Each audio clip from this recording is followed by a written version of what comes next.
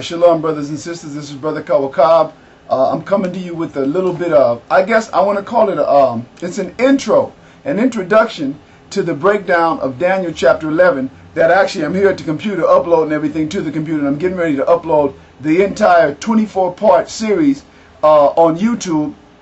And in reviewing it, I'm not satisfied, and I shouldn't be, with the opening breakdown, particularly verse 2 of Daniel chapter 11. I'm going to read the chapter. I'm going to read the verse, then I'll break it down correctly. I gave you some inaccurate information concerning the Persian, or what Daniel chapter 11 verse 2 was saying. Okay, so I'm going to read it. Verse 2, it says, "And now I will show thee in the truth." "And now I will show thee the truth. Behold, there shall stand up yet 3 kings in Persia, and the 4th shall be far richer than they all. And by his strength, through his riches, he shall stir up all against the realm of Grecia." Now, what I told you was that was the last 3 and 4, or last 4 kings of the Persian and Median Empire, leading up to the conflict between Persia and Greece. And that's not so. It's actually, when you read verse 1, and let me say this so that you know what I'm talking about. It's in part 1, the first clip of Daniel 11 breakdown. By the time we get to 4 minutes and 55 seconds, all the way up into about 6 minutes and 15 seconds, the information is historically inaccurate. It isn't correct. So this is the correct breakdown, and I made it a point so that I don't be all p-funking in the mind. I have it written down so that I don't give it to you wrong, okay? So that the correction is indeed a correction. I'm going to read verse 1. "Also this is Daniel, in the first year of Darius the Mede." Now when you deal with this Darius the Mede in this time was actually appointed as ruler of Babylon once Belshazzar fell. Once Babylon fell and the Persian and Medes took over the province of Babylon, Darius the Mede was set up over it as the governor.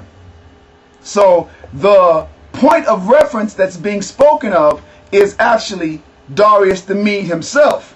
He only reigned from 539 BC to 537. And in 538, Cyrus came. So this is what I wanted to break down correctly. So verse 2, "And now I will show thee the truth. Behold, there shall stand up yet 3 kings in Persia."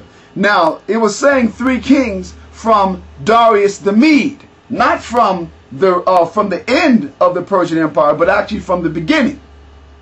So the 3 kings subsequent to Darius the Mede, they were Persians, and they were as follows. Darius the Mede is who's being spoken of in verse 1. Then you got Cyrus, who was a Persian, who's referred to as Cyrus the Great, from 538 BC to 529 BC. The second king is Cambyses, the son of Cyrus, 529 BC to 522 BC. Then the third king was Darius the First, also known as Darius the Great, not kin to the Mede. He was a Persian also. Darius the First, also known as Darius the Great, 522 BC to 486. And then it said that 4th king, who would be greater than they all, it was Xerxes. Xerxes from 486 to 465. And it said that, "And the 4th shall be far richer than they all, and by his strength, through his riches, he shall stir up all against the realm of Greece." And they made a movie about that called 300. That was historically correct. What can I say? All the painted on abs and the depictions of who they look like and stuff like that, that was all Hollywood. But the historical event was truthful. Darius the Great wanted to do it and didn't fulfill the campaign, and Xerxes, his son, undertook to complete that campaign.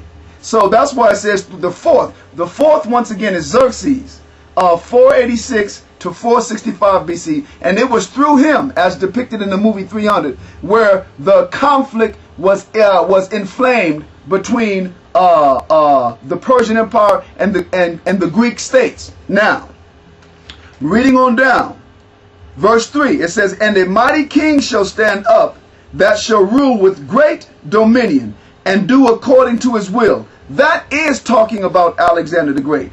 But the point is, who Alexander, I told you in the first clip about, like I said, the same time period between 4 minutes and 55 seconds all the way up to 6 minutes and 15 seconds. And that I told you that it was Cyrus he took down. And it wasn't Cyrus, it was Darius III. So from the time of Xerxes, who actually incited the conflict between the Grecian realm or the Grecian states and the Persian Empire, you had other kings that succeeded him.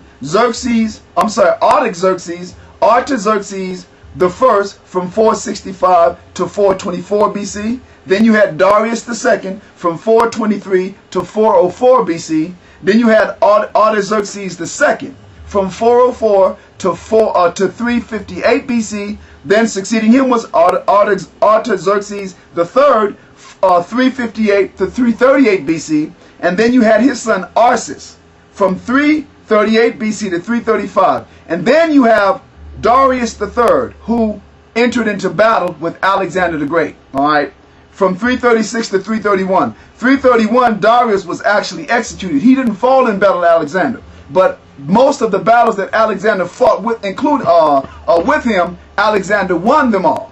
And then Darius was killed, fled a battle, and was killed elsewhere. But Alexander, upon his death, conveniently assumed the Persian Empire. So that's actually what it means when it says in verse 3, and a mighty king shall stand up that shall rule with great dominion and do according to his will.